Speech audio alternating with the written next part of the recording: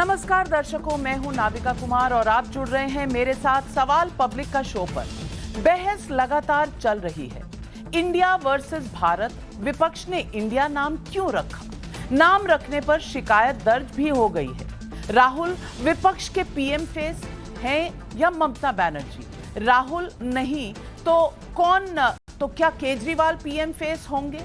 कांग्रेस क्या प्रियंका को सामने कर देगी? एक तरफ एक एक चीज क्लियर है, दूसरी तरफ कहीं ना कहीं कंफ्यूजन का गठजोड़ दिख रहा है। नीतीश 2 घंटे पहले क्यों निकल गए बेंगलुरु बैठक से? लालू भी साथ में क्यों चले गए?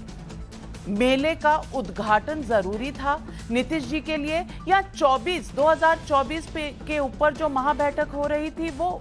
क्या कांग्रेस ने नीतीश को साइडलाइन कर दिया? क्या ममता लालू कांग्रेस में कोई डील हो गई है? ये सारी चीजें स्पेक्यूलेशन के दायरे में हैं। लेकिन राजनीति में एक बात बहुत कही जाती है, जो साफ साफ दिखता है वो कई बार होता नहीं, और जो स्पेक्यूलेशन होता है बाद में वो कई बार सही साबित हो जाता है। दर्शकों, हमारे संविधान में देश का नाम लिखा है इंडिया, दैट इज भारत। लेकिन जब विपक्ष को 26 दलों ने अपने गठबंधन का नाम इंडिया रख दिया तो इस पर शुरू हुई बहस थमने का नाम ही नहीं ले रही।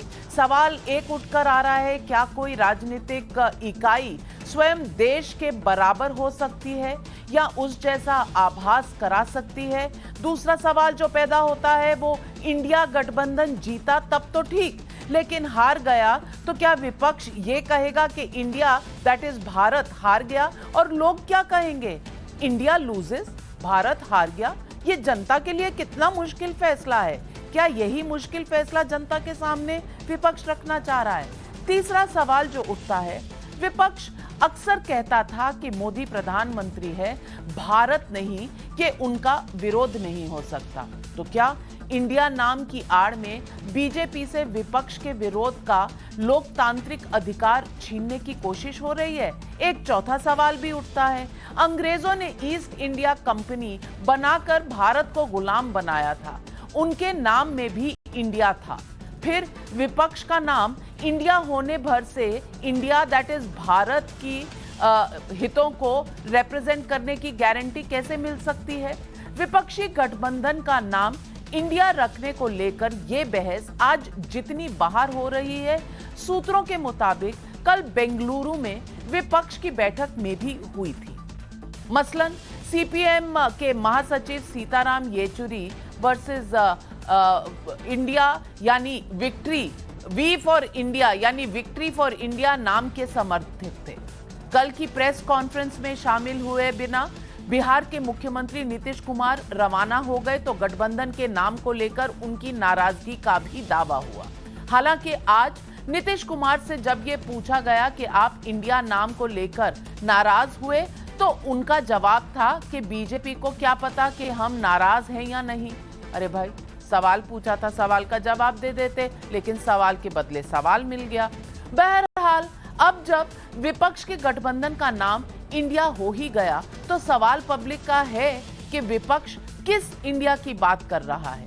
आज ही कर्नाटक विधानसभा से 10 बीजेपी विधायक सस्पेंड हो गए।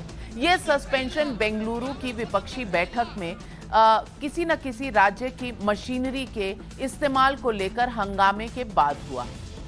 उधर आईएएस ऑफिसर जिस तरह स्पेशल ड्यूटी पे लगा दिए गए थे एक पॉलिटिकल बैठक के लिए, इस मुद्दे पर वहां पर बीजेपी ने नाराजगी जताई। अब उस मुद्दे पर सस्पेंशन हो गया। उधर आज ही महाराष्ट्र विधानसभा में अब्बू आजमी ने वंदे मातरम पर ऐतराज जताया, जबकि वंदे मातरम तो देश का ही राष्ट्रगीत है। तो एक तरफ इंडिया और अब्बू आजमी समाजवादी पार्टी के हैं, समाजवादी पार्टी इंडिया का घटक है, वंदे मातरम बोलेंगे नहीं। तो सवाल पब्लिक का है कि क्या खुद को इंडिया कहने से विपक्ष चुनाव के लिए देश के नाम के साथ राजनीति कर रहा है? Vote for India that is Bharat के मायने वोट फॉर विपक्ष का इंडिया कैसे हो सकता है? विपक्ष का इंडिया तो नहीं है, इंडिया तो सबका है। तो सवाल पब्लिक का आज यही है कि कौन सा इंडिया, किसका इंडिया? क्या इंडिया का विभाजन विपक्ष और सत्ता पक्ष और जनता के बीच में हो सकता है? यही सवाल पब्लिक पूछ रही है।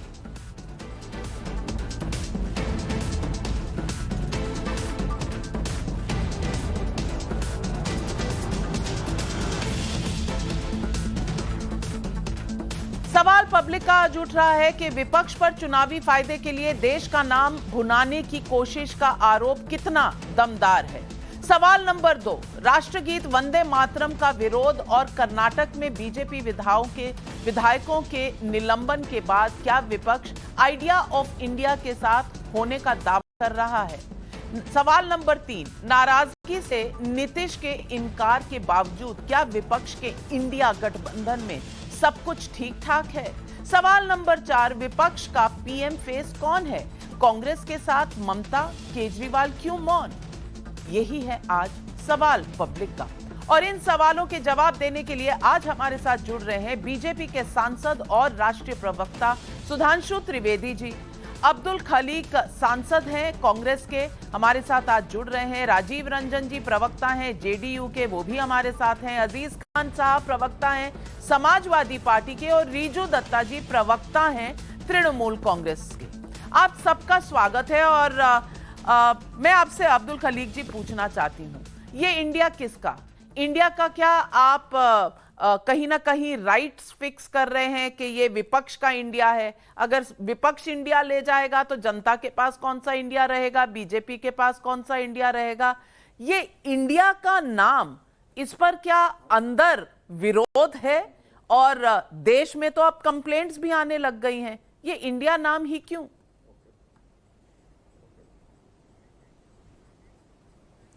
देखिए, हमारा गठबंधन का नाम क्या होगा वो तो हम ही तय करेंगे ना।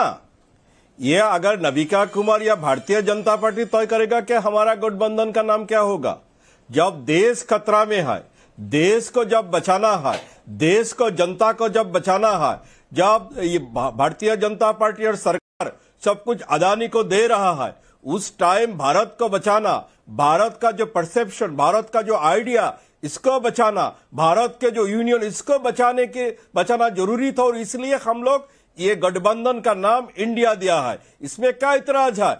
आज भाजपा वाले बोलते हैं भारत इंडिया, और नविका कुमार जी भी बोल रहा है। अभी भी प्रधानमंत्री का ट्विटर हैंडल देखो, उसमें क्या है? Prime minister of India. अगर इन लोगों का इंडिया से एतराज है तो इंडिया हटा देना चाहिए, वो तो नहीं दिया। हिमंत बिस्वा शर्मा सवाल उठा था, हिमंत बिस्वा शर्मा का प्रोफाइल में अभी भी गुवाहाटी इंडिया लिखा है। तो ये लोग अपना सियासत के लिए, अपना राजनीति के लिए सवाल उठाते हैं।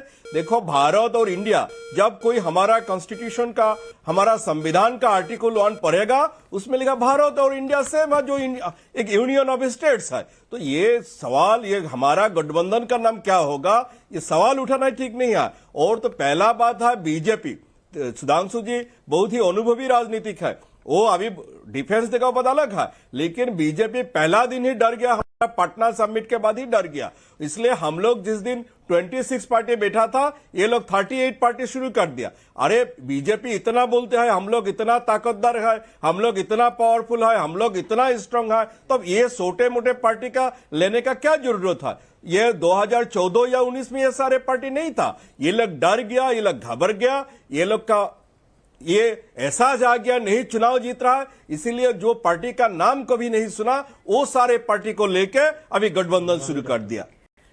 मैं सुधांशु त्रिवेदी जी आपसे पूछना चाहती हूं, आप डर गए हैं, घबरा गए हैं, या इंडिया नाम से आपको दिक्कत है? अब्दुल खलीक साहब ने बहुत से सवाल उठाए हैं, जवाब दीजिए। पहले तो मैं बात स्पष्ट कर दूं कि इन लोगों को लगता है कि इनकी कोई पार्टी के रिएक्शन में हमारा मीटिंग हुई। मान्यवर, संसद के हर सत्र से पहले एनडीए की बैठक होती है 2 दिन पहले, और फ्लो लीडर्स की 1 दिन पहले। कल हुई एनडीए की बैठक, आज हो रही है फ्लो लीडर्स की बैठक। विनम्रता और चुनौती से कहता हूं, हर सत्र से पहले होता है। वो तो आप लोगों ने किया, आपकी तो बैठक नहीं होती है संसद के सत्र से पहली बार, तो पहली बार आपके में नजर आ रहा था। दूसरी बात, जो डरे की बात है, तो मैं नाविका जी याद दिलाना चाहता हूं, चंद दिनों पहले की तो बात है कि बंगाल में पंचायत चुनावों में हिंसा में कांग्रेस कार्यकर्ताओं की हत्याएं हुई, और अपने कार्यकर्ताओं की हत्या करने वाली पार्टी से जाकर अगर आपको हाथ मिलाना पड़े, अब ये डर है या लालच है या अपने कार्यकर्ताओं की जिंदगी की कोई परवाह ही नहीं है, ये मेरे विचार से आने वाले टाइम में अलग समझ में आना चाहिए जो ये कहने का प्रयास कर रहे हैं। बल्कि इसके ऊपर मुझे पुराना एक डायलॉग याद आता है, मुगले आजम फिल्म में एक डायलॉग था ना कि मुझे वो तख्त हरगिज कबूल नहीं जिसके पाए अनारकली के जनाजे पे रखे हों, परंतु इनके तो ख्वाबों ख्यालों में जो तख्त है उसकी तामील भी अगर इनके कार्यकर्ताओं के जनाजों पर भी हो तो इन्हें कबूल है, इनके लिए कोई समस्या की बात नहीं है। अब मैं इंडिया की बात कहता हूं। देखिए, जब भाषाई ट्रांसलेशन की बात होती है तो इंडिया भारत एक है, परंतु राहुल गांधी ने यह तो नहीं कहा कि भाषा के ट्रांसलेशन पे आप लड़ रहे हैं, उन्होंने कहा हम विचार पे लड़ रहे हैं। और जब विचार की बात आती है तो इंडिया और भारत में जमीन आसमान का अंतर है। इंडिया वो थॉट है जो विदेशियों ने दिया, जो 2300 साल पहले सबसे पहले यूनान के एम्बेसडर मेगास्थनीज ने, जो चंद्रगुप्त मौर्य के समय में आया था, उसने अपनी किताब लिखी इंडिका, जो पूरी तरह उपलब्ध नहीं है, उसके फ्रैगमेंट्स अवेलेबल है। वहां से इंडस, फिर इंडी, फिर फ्रेंच ने इंडी कहा और अंग्रेजों ने इंडिया कहा, तो वो वहां से आता है। भारत की जहां तक बात है, अरे मान्यवर, भारत तो शाश्वत है, चिरंतन है, वो है जिसके लिए कहा गया है यदा यदा ही धर्मस्य ग्लानिर्भवति भारत। अगर आज भी पूजा होती है तो क्या बोला जाता है, जम्बू द्वीपे आर्यावर्ते भारत खंडे। और इसीलिए जब इस देश से कोई प्यार करता है तो क्या बोलता है, भारत माता की जय। तो भारत शाश्वत है, सनातन है, और इंडिया एक आइडेंटिटी है जो ज्योग्राफिकल आइडेंटिटी। तो जब आप विचार की बात करेंगे तो बहुत भारी अंतर। और एक पॉइंट और कह दूं अंत में, सर देखिए कितना बड़ा अंतर है। हमारी पार्टी का नाम भारतीय जनता पार्टी, और अंग्रेजी में भी भारतीय जनता पार्टी। हमारा भारतीय जनसंघ था, अंग्रेजी में भी भारतीय जनसंघ था। आपकी पार्टी जब बनी तो इंडियन नेशनल कांग्रेस थी, अंग्रेजों के जमाने में तो हिंदी होती नहीं थी। आज भी इस इंडिया गठबंधन की हिंदी पूछ ली जाए तो 10 में से 9 को गूगल देखना पड़ता है कांग्रेस के प्रवक्ताओं को कि इसकी हिंदी क्या होगी। तो इसलिए मुझे लगता है कि वो जो अंग्रेजियत की गुलामी की मानसिकता है जो तब से चली आ रही थी, स्वतंत्रता के अमृत काल में भी देखिए प्रकृति ने कितना सुंदर संयोग दिया कि जो उस विरासत के प्रतिनिधि थे उन्होंने वही विरासत वाला नाम भी ले लिया, और ऐसा नाम चुनने में हड़बड़ी की कि उसका हिंदी ट्रांसलेशन या भारतीय भाषा का ट्रांसलेशन होगा, इसकी कोई परवाह नहीं की। और अंत में नाविका जी एक और बात कह दूं, अगर शॉर्ट फॉर्म कहने का इनको बड़ी रुचि है तो इंडियन नेशनल कांग्रेस को आप आईएनसी कहते हैं। मैंने आज तक किसी कांग्रेस प्रवक्ता को इंक बोलते नहीं सुना है, तो मैं इंतजार करूंगा कि किस दिन वो इंक बोलेंगे इंडियन नेशनल कांग्रेस को।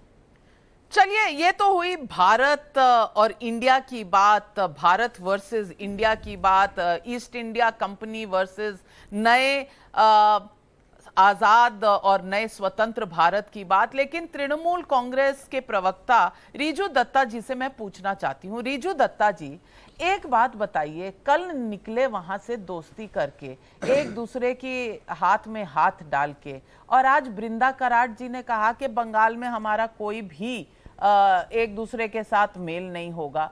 मुझे ये बता दीजिए कि ये फोटो ऑप एक जगह और असलियत एक जगह, ये किस तरह से फासले तय होंगे? सिर्फ एक फोटो खिंचवाने से, सिर्फ एक नाम रख देने से क्या एक गठबंधन हो जाएगा? क्या जनता का इस पर विश्वास हो जाएगा? जनता का विश्वास कैसे होगा जब आपके साथी जो कल आपके साथ थे 26 पार्टियों में, वो आज कह रहे हैं कि तृणमूल कांग्रेस के साथ हम जाएंगे ही नहीं? बताइए।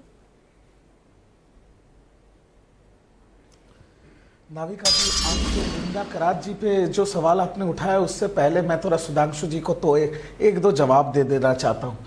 आज इन्होंने, बहुत विद्वान व्यक्ति हैं, बहुत इंडिया चंद्रगुप्त मौर्य से उन्होंने इतिहास शुरू किया, और जब आपके विश्वगुरु, आपके नेता digital India, skill India, make in India कर रहे थे, तब आपको ब्रिटिश की चमचागिरी याद नहीं आई?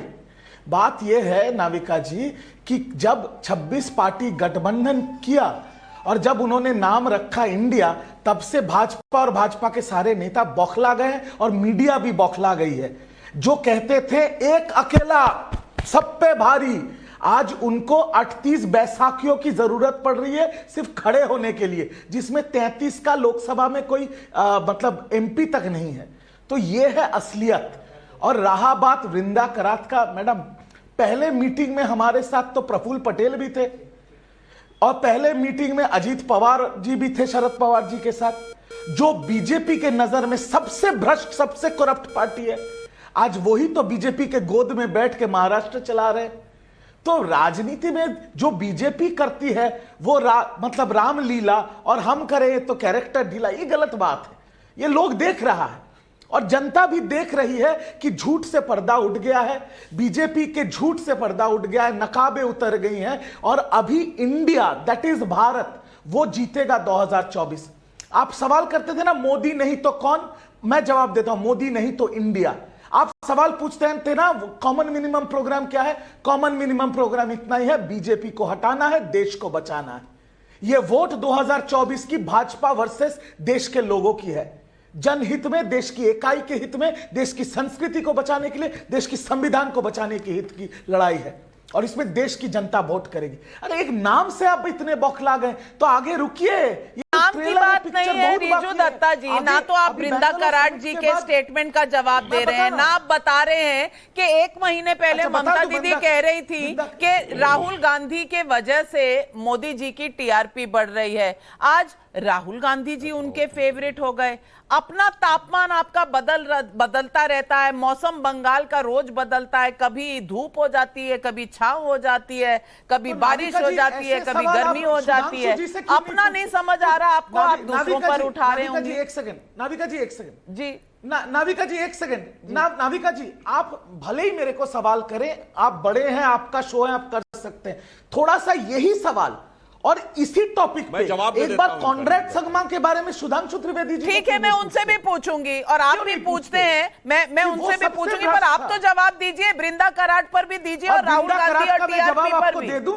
मैं वृंदा कराड़ का मैं बता देता हूं, वृंदा कराड़ के ऊपर सीधा जवाब है, या तो आप इंडिया के साथ हैं या आप इंडिया के खिलाफ हैं। Trinamool Congress, Indian national Congress, DMK, आम आदमी पार्टी, ऐसे 26 पार्टियां इंडिया एक साथ है।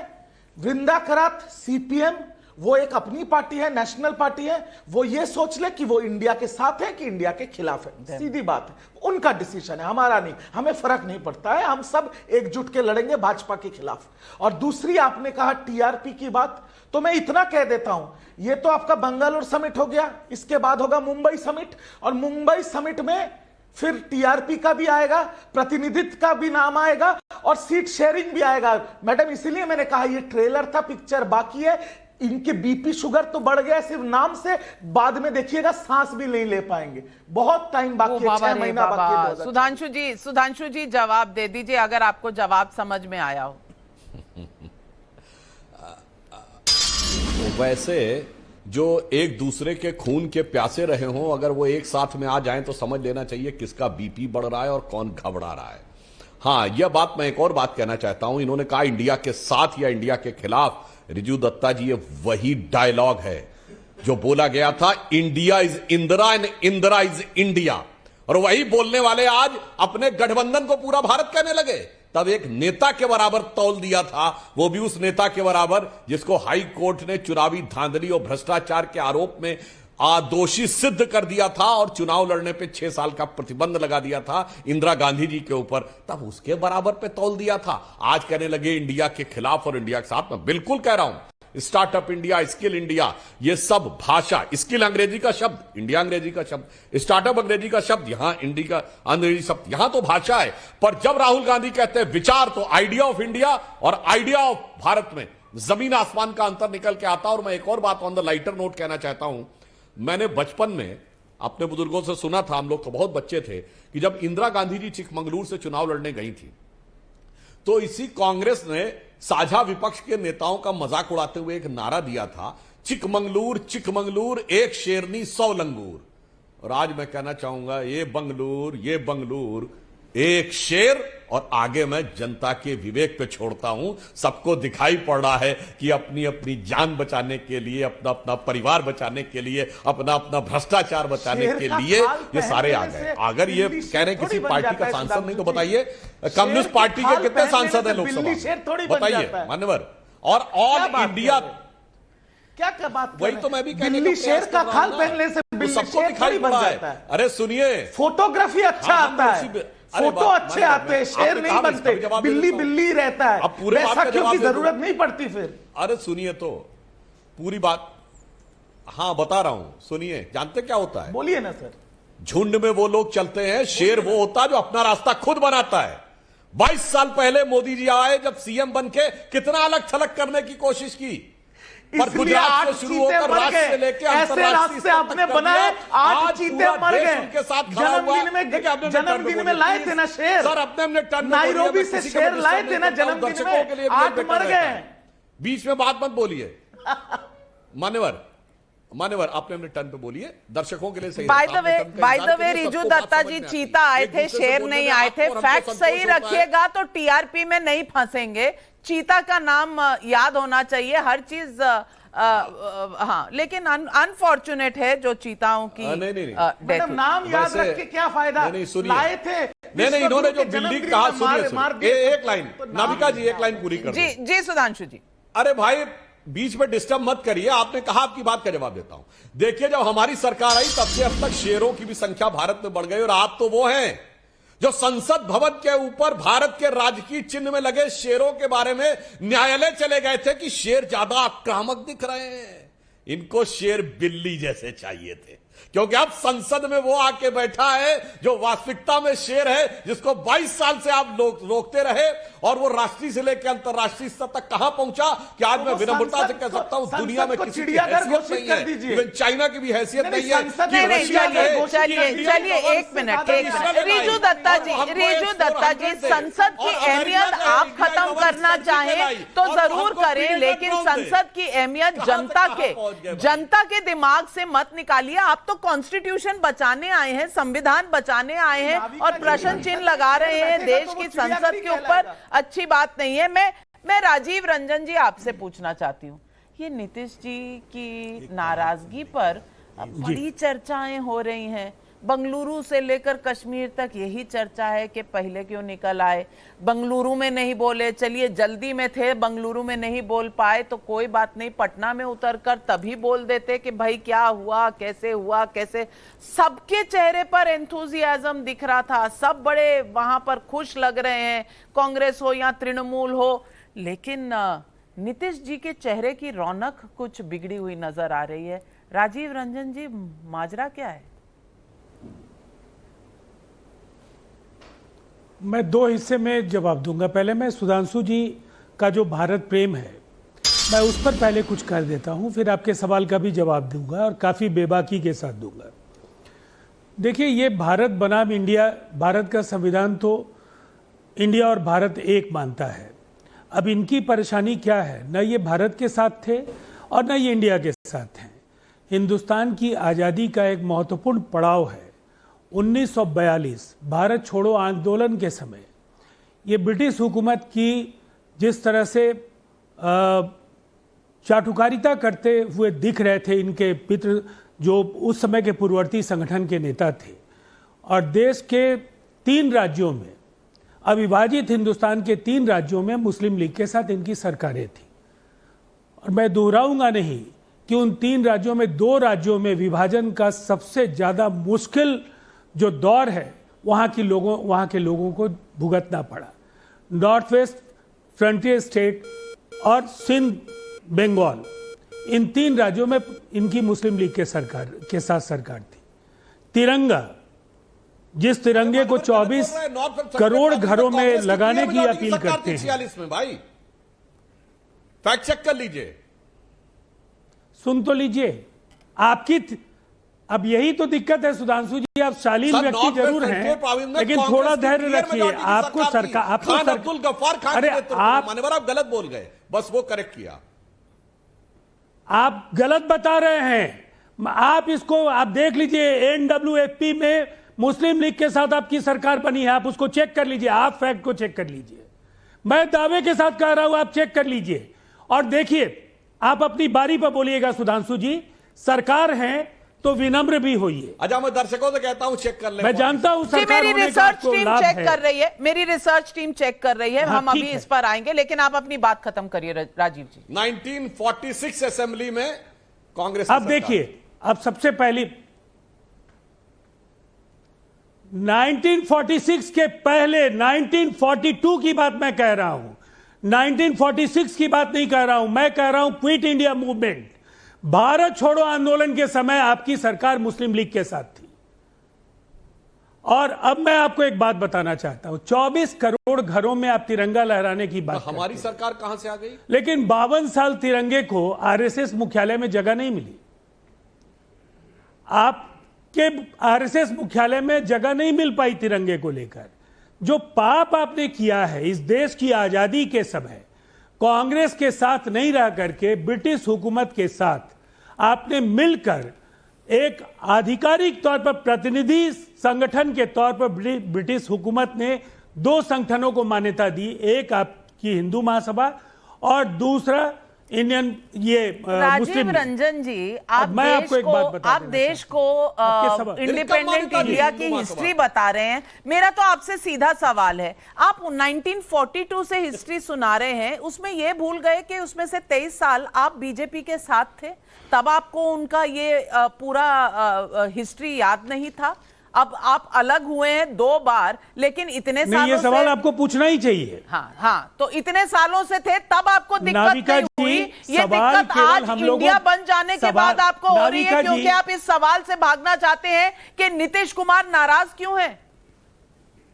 सुनिए ना, नहीं नाविका जी, मैं उसका आपको जवाब दे रहा हूं, लेकिन मैं ये भारत बनाम इंडिया की बहस करने वाले लोग, भारत का जो जन्म है, हिंदुस्तान का जो जन्म है, औपनिवेशिक जो उपनिवेशवाद के खिलाफ जो भारत की जीत है, उस जीत में ये उन लड़ाकू योद्धाओं के खिलाफ थे। मैं बस केवल इतिहास के उस तथ्य को और आप जो उनके खिलाफ थे, आप उनके साथ थे, इसलिए आपके ऊपर भी ये बहुत अच्छी रिफ्लेक्शन नहीं है। तो आप दूसरों को नीचे खींचने के टाइम ये याद रखा करिए कि उनके साथ आप भी नीचे खींच रहे हैं। बात का जवाब दे दूं, अगर एक लाइन का मौका दें। जी सुधांशु जी, आपकी नसीहत, अभी मेरा जवाब पूरा नहीं हुआ है, मेरा जवाब पूरा नहीं हुआ। भैया आप 1942 से शुरू करेंगे, 1942 से शुरू करेंगे तो भैया 2042 में आपकी बात खत्म होगी। 4-5 मिनट से आप 42 से बोल रहे हैं। बहुत बहुत धन्यवाद नाविका जी। इस तरह से ही केवल राष्ट्रीय प्रवक्ता भारतीय जनता पार्टी को शो के 30 मिनट दे दीजिए। आप मुद्दे पर नहीं आ रहे। अरे मानवर, आप तो इतनी देर से लगातार बोल रहे हैं, मैंने सिर्फ एक लाइन कहा बोलने के लिए। और मैं आपको बता देना चाहता हूं, जहां पे आपको समस्या आई, आप अपने संस्थापक, जो आप तो समाजवादी आंदोलन के हैं, राम मनोहर लोहिया जी को भूल गए। आप कह रहे हैं ब्रिटिश के साथ कौन था? जब 2 सितंबर 1946 को अंतरिम सरकार बनी तो नेहरू को शपथ किसने दिलाई? लॉर्ड वेवेल ने।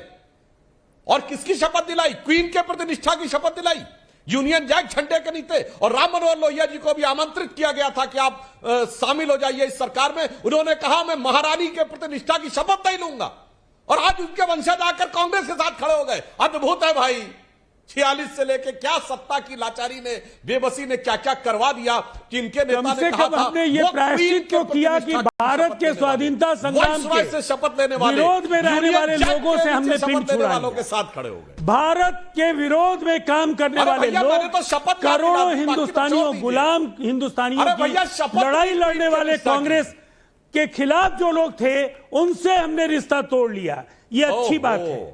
और मैं मानता हूं कि समाजवादी आंदोलन के मूल्यों से आपकी परेशानियां हैं, और इसीलिए आप चाहे जितना तो लोहिया जी तिरंगे पर आपका कोई जवाब है। 52 साल क्यों नहीं तिरंगा फहराया आपने? आप क्विट इंडिया मूवमेंट के समय आप कहां थे? भारत छोड़ो आंदोलन के समय कहां थे? 2006 से पहले नागपुर में आपके कैंप लगा थे। राजीव रंजन जी, आप मुझे दोष जरूर देंगे, लेकिन मैं आपको थोड़ा सा एक एडवाइस देना चाहती हूँ। आप कोई बात कहें तो जरूर कहें, पूरी आजादी है सबको फ्रीडम ऑफ एक्सप्रेशन की, लेकिन बात जब करें तो थोड़ा अपना अतीत और अपने फ्यूचर के बारे में सोच लें, क्योंकि अतीत में भी आप इनके साथ हैं और कौन जाने कल फ्यूचर में भी आप इनके साथ होंगे। और फिर मैं आपका ये साउंड बाइट निकाल कर आप ही को सुनवाऊंगी तो आप कहेंगे मुझे कि मैं इस खेमे से हूँ, उस खेमे से हूँ, आप मुझे कहेंगे। लेकिन कोई बात नहीं, मुझे आदत है इस बात की। अजीज खान साहब, हम देश का इतिहास जो है उसे जानते हैं, कौन कब कहां रहा था ये भी हम जानते हैं और देश का हर नागरिक जानता है। लेकिन मैं आज पूछना चाहती हूं, इंडिया अपने पूरे अलायंस का नाम रखने वाले वंदे मातरम कहने से घबरा रहे हैं और कोई टिप्पणी नहीं। मैं पूछना चाहती हूं, अभी अबू आजमी आप ही की पार्टी से है ना? वंदे मातरम से उन्हें दिक्कत है, लेकिन इंडिया होगा आपके पूरे अलायंस का नाम, ये कैसे होगा?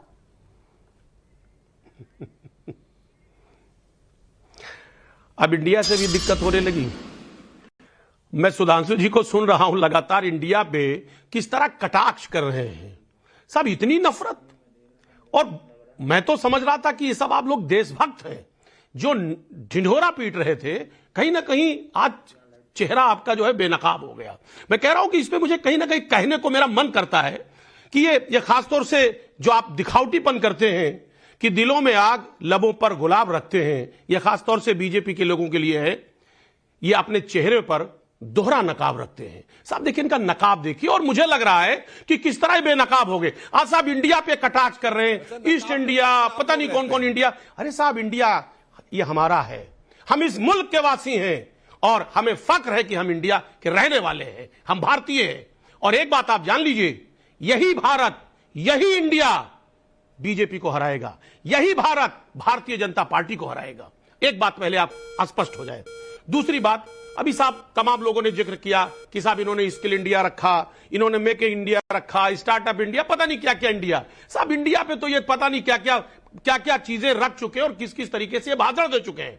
लेकिन एक बात आपको बता दूं कि जिस तरह ये मनगढ़ंत बातें की जा रही हैं और जिस तरह नैरेटिव सेट किया जा रहा है कि साहब गठबंधन में नीतीश जी चले आए, नाराज हो गए, देखिए घबराहट ठीक नहीं है। और एक बात मैं स्पष्ट कर दूं कि आज जो ये गठबंधन बना है वो इंडिया कहीं ना कहीं इसका साक्षी होगा और भारतीय इसके साक्षी होंगे कि आने वाले वक्त में कहीं ना कहीं एक इतिहास बनने जा रहा है। एक बात। दूसरी बात मैं मुद्दे की कर लूं। साहब कह रहे हैं 26 पार्टियों का गठबंधन डर से है।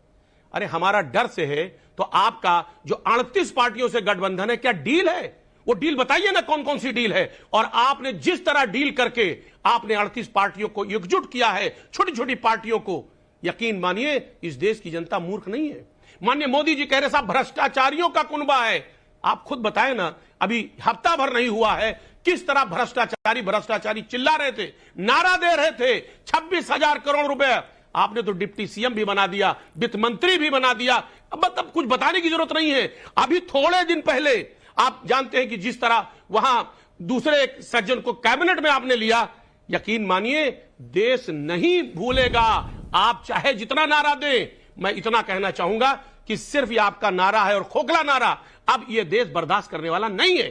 दूसरी बात, अभी कल मैं माननीय मोदी जी की बात सुन रहा था। अजीज खान साहब, मेरा एक सवाल था, उसका तो जवाब दे दीजिए। अब्बू आजमी जी को वंदे मातरम से परहेज क्यों है? पूछिए। अब आपने सुना ना, सुधांशु जी को इंडिया से परहेज है। साहब इंडिया नाम क्यों रख लिया, भारत नाम क्यों रख लिया? तो अबू आजमी का पेटेंट इनके पास है, बीजेपी के पास भारत का पेटेंट है। सुनिए ना, अरे सुनिए ना, अरे भाई सुन तो लीजिए। अब मैं कह रहा हूं ना, देखिए मुद्दे को भटकाने का प्रयास ना किया जाए। मैं सीधी सी बात कहना चाहता हूं कि आज जो विकल्प तैयार हुआ है इंडिया, भारतवर्ष के लोग देख रहे हैं, भारतीय देख रहे हैं और समझ रहे हैं कि कौन आज सच्चा देशभक्त है और कोई नहीं। लेकिन बातें बड़ी बड़ी, अब सवाल पूछ दो तो बोलते हैं कि मुद्दे से भटक रहे हैं। क्या अजीज खान साहब, आप भी जानते हैं, ना जवाब दिया रिजू दत्ता ने टीआरपी का, ना जवाब दिया अब्बू आजमी का आपने, ना अब्दुल खलीक ने जवाब दिया कि भाई इनके पंजाब के नेता कह रहे हैं हम केजरीवाल के खिलाफ हैं, बृंदा कराट कह रही है कि हम तृणमूल कांग्रेस के साथ नहीं लड़ेंगे। ये कैसी दोस्ती, ये कैसा अलायंस अब्दुल खलीक साहब? पंजाब वाली जो कांग्रेस पार्टी है ना, वो लड़ना नहीं चाहती है केजरीवाल के तरफ। वो कहते हैं कि हम मेन ऑपोजिशन टू केजरीवाल हैं पंजाब में। आप कह रहे हैं हम दोस्त रहेंगे, और उधर तृणमूल कांग्रेस के साथ अधीर रंजन चौधरी नहीं जाना चाहते। आप कह रहे हैं हमारी दोस्ती पक्की है। ये किस तरह की दोस्ती है, किस तरह का गठबंधन है? देखिए, पहला बात तो मैं फैक्चुअल करेक्शन करना चाहता हूं। सुधांशु जी जो सिकारा नहीं, ये देखिए भाजपा के जो फाउंडर, भारतीय जनसंघ का जो फाउंडर श्यामा प्रसाद मुखर्जी जी AK फजलुल हक का मिनिस्ट्री में बंगाल के अनडिवाइडेड बंगाल के AK फजलुल हक मिनिस्ट्री का मिनिस्टर था और AK फजलुल हक मुस्लिम लीग का नेता था। ये इतिहास गवाह देते हैं। आज वो अगर बोलेगा नहीं है, ऐसा तो नहीं होगा। सुधांशु जी बोलिए, AK फजलुल हक मिनिस्ट्री का श्यामा प्रसाद मुखर्जी अरे भाई, उसके बाद नेहरू की था या कैबिनेट में भी तो थे। AK फजलुल हक मुस्लिम लीग में था या नहीं, ये तो बोलिए। अरे नेहरू की कैबिनेट में थे इतना कि नहीं? इतराज है, लेकिन इनका बोलिए, सरकार नेहरू का कैबिनेट में थे कि प्रोग्राम नहीं? है स्किल पूरी इंडिया, बात बताइए मेक ना। इन इंडिया, डिजिटल इंडिया, सारे इंडिया इनका सरकार का प्रोग्राम है।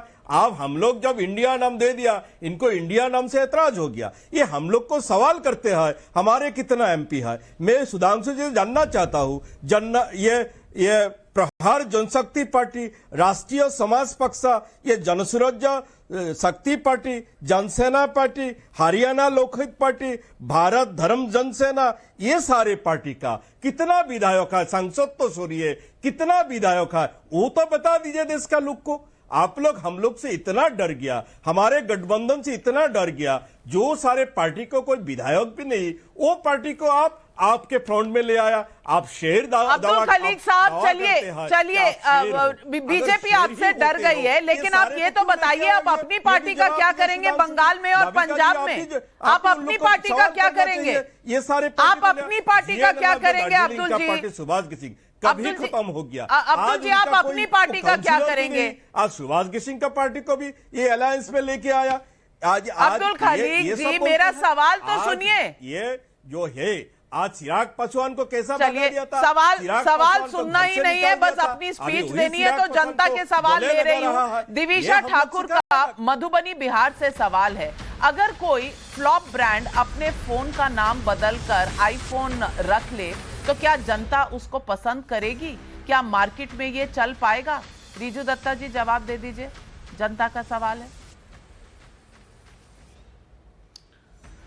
बोले ये इंडिया के खिलाफ साजिश, जब अदानी एक बिजनेसमैन वो भी क्लेम कर सकता है, उनका खिलाफ जो होता है वो अगर इंडिया के खिलाफ साजिश हो सकता है। रिजू दत्ता जी, अब्दुल खलीक जी सुन नहीं रहे, उनका फेडर डाउन। ये सवाल क्या है?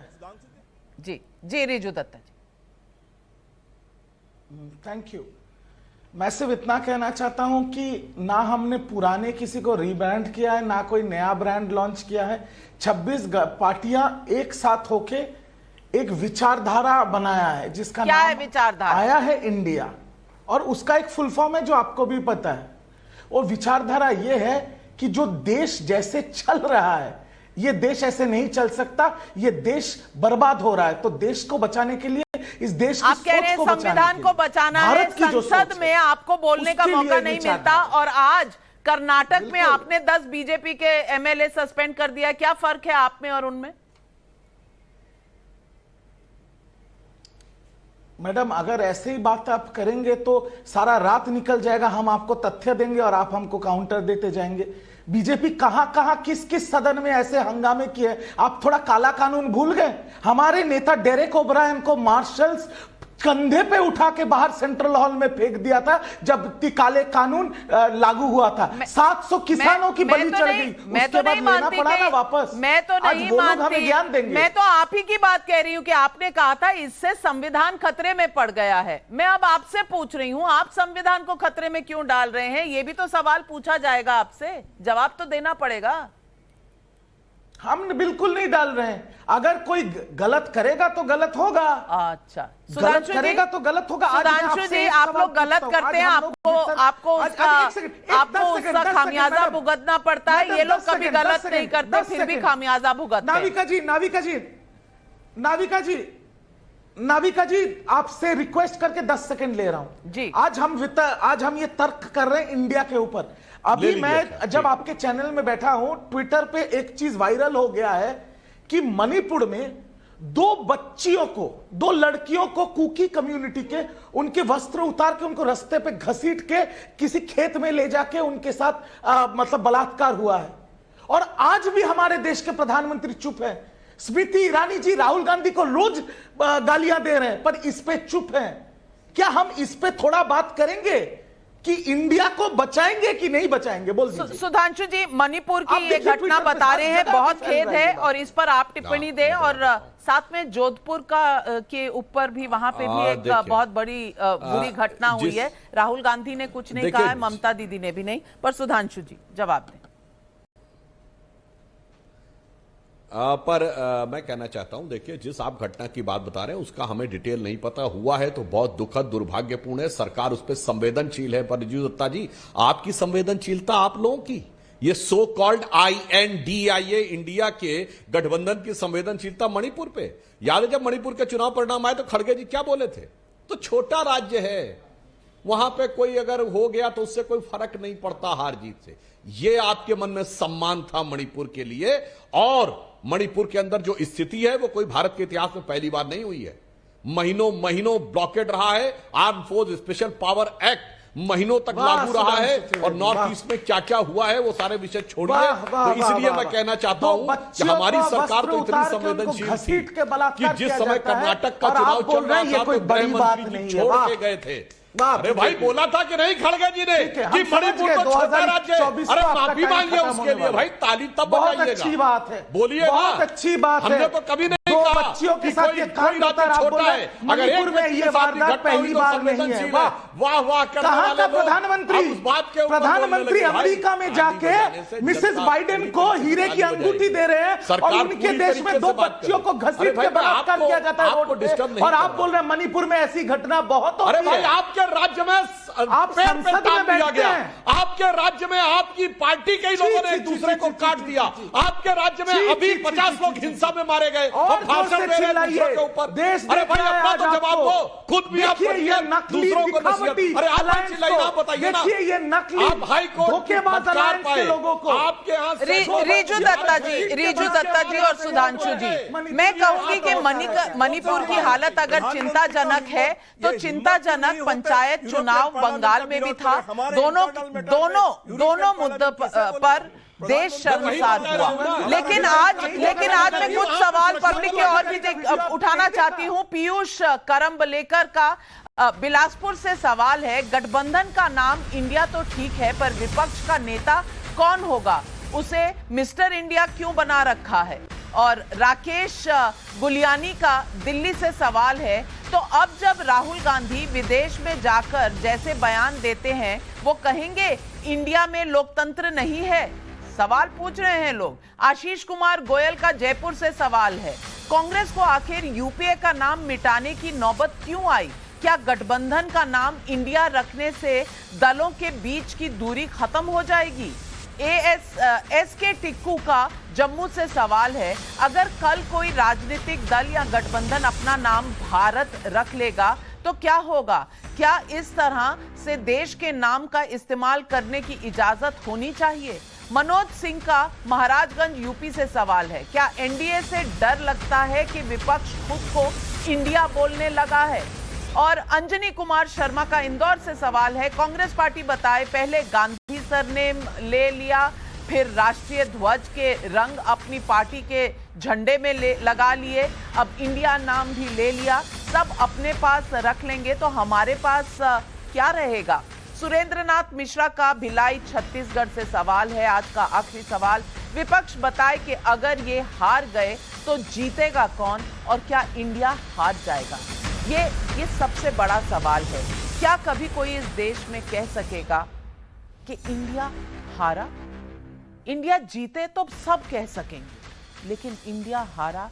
और आज पब्लिक के सवालों में कहीं ना कहीं ये सवाल बहुत अहम है।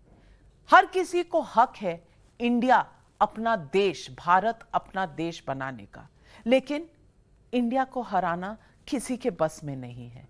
और क्या यही साइकोलॉजिकल प्रेशर वोटर्स पर डाला जा रहा है? बल्कि आज जो कंप्लेंट डाली गई है, इसी बात पर डाली गई है कि ये पब्लिक पर प्रेशर डालने का एक पैंतरा है। 2019 में विपक्ष ने प्रधानमंत्री मोदी के खिलाफ अपने कैंपेन में कहा था कि चौकीदार चोर है। अब 2024 के कैंपेन में खुद के गठबंधन का नाम इंडिया रखकर विपक्ष कह रहा है वोट फॉर इंडिया। 2019 में जब संवैधानिक पद पर बैठे व्यक्ति के खिलाफ बिना आधार ऐसी बातें हुई तो देश की जनता को क्या मंजूर नहीं हुआ? अब की बार खुद को इंडिया मानकर वोट मांगने की रणनीति को अगर विपक्ष मास्टर स्ट्रोक कह रहा है तो उसे एक बार पीछे मुड़कर 2019 जरूर देखना चाहिए। बाकी क्या है? 2024 का बिगुल तो बज ही चुका है। लड़ाई तो दोनों की ओर से जोरदार होगी ही और जनता जरूर फैसला सुनाएगी, क्योंकि ये एक समय है 5 सालों में जब जनता होती है बॉस, पब्लिक होती है बॉस, और बटन जब ईवीएम पे दबता है तो जज, जूरी, फैसला जनता का होता है। जनता क्या तय करेगी ये तो जनता ही जानती है। आज बस इतना ही। अपने सारे पैनलिस्ट और आपसे दर्शकों में लेना चाहती हूं इजाजत, पर जाने से पहले आपको बताना चाहती हूं, देखेगा नव भारत जीतेगा भारत के पिछले विजेताओं के नाम। 17 जुलाई को विजेता हैं अलेखा मेहरा भुवनेश्वर से, गोविंद राम राजपुरोहित राजस्थान से, सुब्रतो चैटर्जी कोलकाता से। 18 जुलाई के भी विजेताओं के नाम आपकी स्क्रीन पर, मुकेश कुमार जैन दिल्ली से, अशोक कुमार बलवानी भोपाल से और सरिता तमिलनाडु से। आप सभी को बहुत बहुत बधाई। अब लेती हूं आपसे इजाजत, नमस्कार।